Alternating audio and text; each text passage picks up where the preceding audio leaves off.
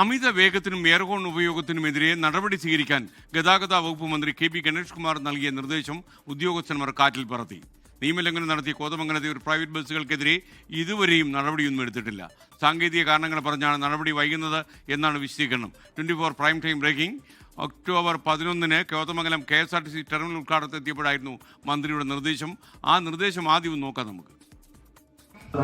Bus ഇപ്പം വളരെ over സ്പീഡിൽ സ്റ്റാൻഡിനകത്തേക്ക് വന്നു.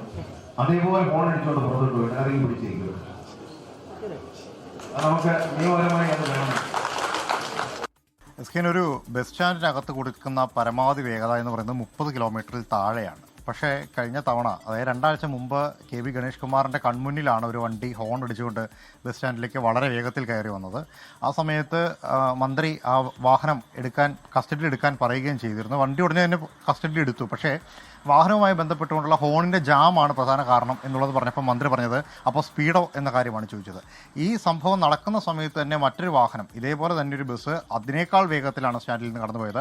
ഈ 2 വാഹനങ്ങൾക്കുമെതിരെ നടപടി വേണം എന്നുള്ള കാര്യമാണ് പറഞ്ഞത്. നമുക്കറിയാം, സാധാരണഗതിയിൽ അത്തരത്തിലുള്ള കാര്യങ്ങൾ, അതായത് നിയമലംഘനപരമായ കാര്യങ്ങൾ കണ്ടിട്ടുണ്ടെങ്കിൽ ഉടനടി നടപടിക്ക് ശുപാർശ ചെയ്യുകയും അത് വേണമെന്ന് കർക്കശം പിടിക്കുകയും ചെയ്യുന്ന ഒരാൾ കൂടിയാണ് കെ.ബി. ഗണേഷ് കുമാർ. ആ കെ.ബി. ഗണേഷ് കുമാർ തൻ്റെ വകുപ്പിലുള്ള ഉദ്യോഗസ്ഥരോട് തന്നെയാണ് കർശന നടപടി എന്ന നിർദ്ദേശം നൽകിയത്. മാത്രമല്ല, അതേ വേദിയിൽ തന്നെയാണ് ഹൈക്കോടതി നിരോധിച്ച എയർഹോൺ, ഒരു ഹൈക്കോടതി ജഡ്ജിയുടെ വണ്ടിയുടെ പിന്നാലെ പോയി അടിച്ചതിന് എയർഹോണുകൾ പിടിക്കണമെന്നും അത് പിടിച്ചെടുത്ത് നശിപ്പിക്കുന്നത് മാധ്യമങ്ങളിൽ കാണിക്കണമെന്നും പറഞ്ഞത്. രണ്ടാമത് പറഞ്ഞ കാര്യം കൃത്യമായി ഈ നാട്ടിലുള്ള MVDകളെല്ലാം ചെയ്തിട്ടുണ്ട്. വലിയ രീതിയിൽ വാഹനങ്ങളിൽ നിന്ന് എയർഹോൺ പിടിച്ചു. അത് ഈ സംസ്ഥാനത്ത് മാത്രമല്ല, പുറത്തുനിന്ന് വരുന്ന വണ്ടികളുടെ പോലും എയർഹോൺ പിടിച്ച് നശിപ്പിക്കുന്ന പ്രക്രിയ നടക്കുന്നുണ്ട്. പക്ഷേ മന്ത്രി ആദ്യം പറഞ്ഞ കാര്യത്തിനോട് MVDയുടെ നിലപാട് വളരെ പരുങ്ങലിലാണ് എന്നുള്ളത് തന്നെയാണ്.